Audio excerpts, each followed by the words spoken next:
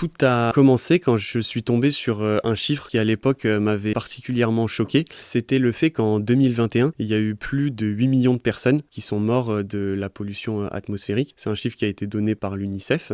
Et dans ces 8 millions de personnes, il y avait environ 700 000 qui étaient des enfants âgés de moins de 5 ans. Et ça s'explique notamment du fait qu'ils ont un système immunitaire qui est bien moins développé que celui des adultes. Et en parallèle de ça, moi, je viens donc de Grenoble, une ville en France qui est une des plus polluées. Et de façon assez contradictoire, depuis plus de 10 ans, c'est un maire qui est écolo à la tête de Grenoble. Et il a développé énormément le vélo. Et du coup, de plus en plus, en fait, les Grenoblois, ils ont supprimé l'utilisation de leur deuxième voiture au quotidien. Et ils l'ont remplacé par le vélo cargo, qui est un vélo avec un grand bac à l'avant dans lequel on peut poser plusieurs enfants. Donc je voyais au quotidien ces enfants transportés le long des grands avenues, derrière des bus, des camions, en sachant qu'ils sont très très bas, environ à 70 cm, 1 mètre du sol, et donc qui respiraient toute la journée cette pollution atmosphérique. Et c'est comme ça que j'ai décidé de lancer ce projet. La problématique, c'est donc de protéger les enfants de la pollution atmosphérique dans les vélos cargo. Pour ça,